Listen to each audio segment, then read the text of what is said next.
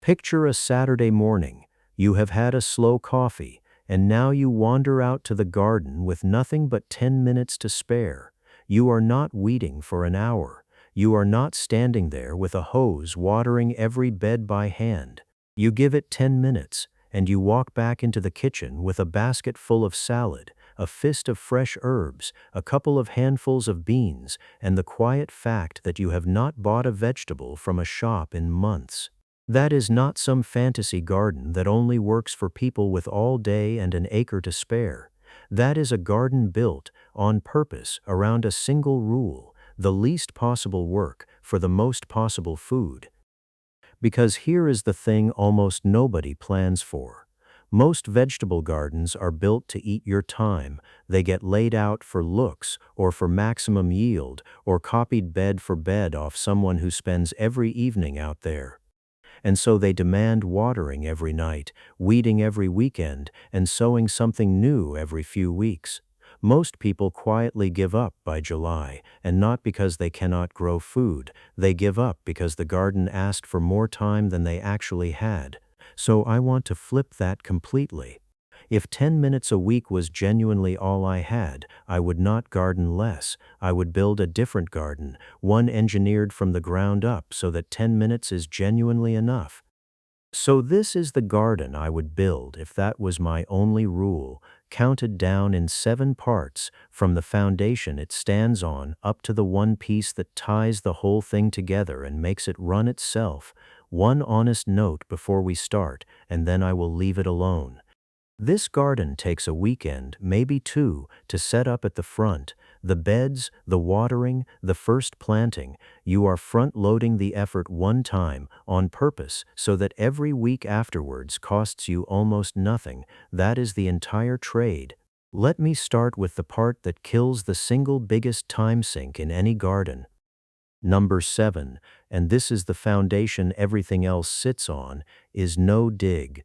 Deeply mulched beds.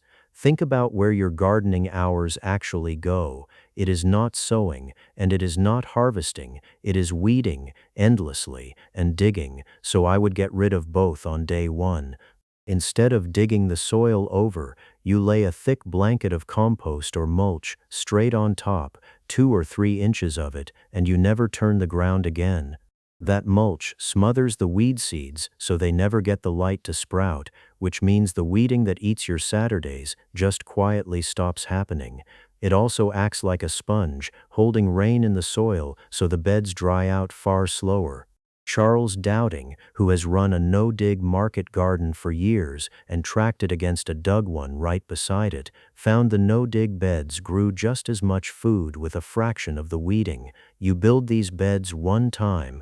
After that, you top them with a little compost once a year, and that is genuinely the whole maintenance. But even the most weed-free bed in the world still gets thirsty, so the next part is about never picking up a watering can again. Number 6 is a garden that waters itself. Watering is the number 1 reason people quit growing food, full stop. It is the daily chore that does not care that you are tired, or away, or that it is 30 degrees. Miss it in a heat wave and a week of growing is gone. So I would design the water out of the daily list entirely. The cheap way is a length of drip line, a leaky hose that seeps water slowly along the bed. Put on a simple battery timer that clicks on at dawn for you. The even simpler way is a wicking bed, or an olla, which is just an unglazed clay pot buried up to its neck in the soil that you fill every week or 2, and lets the water seep out to the roots on its own. Either way, watering stops being a daily job you dread and becomes a monthly one you barely notice. Now the garden barely needs weeding and it waters itself, but what you actually plant in it decides how often you are out there sowing, so that is next. Number 5 is cut and come again crops, and this is where you stop being a slave to the seed packet. Most people garden on a treadmill. You sow a row of lettuce, it is ready all at once. You cut the lot, and then the bed is bare, and you are sowing again. That is constant work for food that arrives in a glut. Instead, I would fill the beds with crops you harvest from over and over without ever replanting. Loose-leaf lettuce, chard, kale, and perpetual spinach are the core four. You do not cut the whole plant. You pick the outer leaves, leave the growing middle alone, and the plant just keeps pushing new leaves for months on end. Howe Richards, who built a whole year of veg out of a single small bed, leans hard on exactly these crops for the highest return per minute of effort. A short row of chard will hand you leaves from spring right through to the frosts off one sowing. You are getting a steady trickle of food instead of a glut and a gap, and you have sown once instead of 10 times. But not everything has to live in a bed, and the next part is the laziest growing there is. Number 4 is a cluster of low-effort containers right by the path where you walk past them. Some of the easiest food you will ever grow does not need a bed at all. A couple of grow bags of potatoes, where at harvest you just tip the whole bag out onto a sheet, and there is your dinner. No digging, no fork, nothing to damage. A big pot of tomatoes by a sunny wall. A tub of climbing beans up a few canes. Containers give you 3 quiet advantages. You can move them into the best sun. They sit up off the ground away from a lot of soil pests and slugs, and there is no bed to build or weed in the first place. You plant them, you top up the water with the same timer, and you mostly leave them alone until you are picking. So far, though, I am still the one doing the sowing every year. The next part hands even that job to the garden. Number 3 is self-seeding annuals, and this is the closest thing to a garden that plants itself. Here is the trick almost nobody uses on purpose. Certain fast annuals, if you let just a few plants finish and flower instead of pulling them, will scatter their own seed across the bed and come up on their own the following year, in the gaps, for free, with no sowing from you at all. Rocket does it. So do dill, coriander, lettuce, orach, and chard. You let a handful go to seed at the end of the season. You leave the ground undisturbed, which is exactly what no-dig already gives you, and next spring a fresh crop simply appears. You thin out the ones you do not want and eat the rest. Over a couple of years you build up a garden that quietly reseeds itself every season, so the sowing job you were doing shrinks toward nothing. Now walk all of this right up to the kitchen door, because that is where the biggest win of the whole garden is hiding. Number 2 is a herb and salad grab zone, one single step from the kitchen door. This is the part people leave out, and it is the one that saves you the most money and the most time. The most expensive things per handful in the whole supermarket are fresh herbs and bagged salad.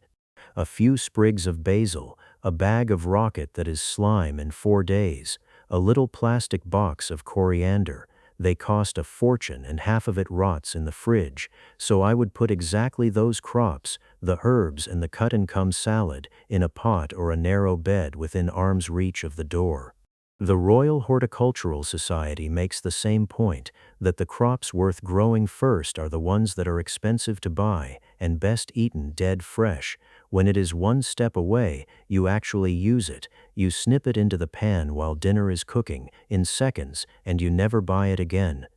Highest cost per gram in the shop, lowest effort in the garden, right where you already stand every day.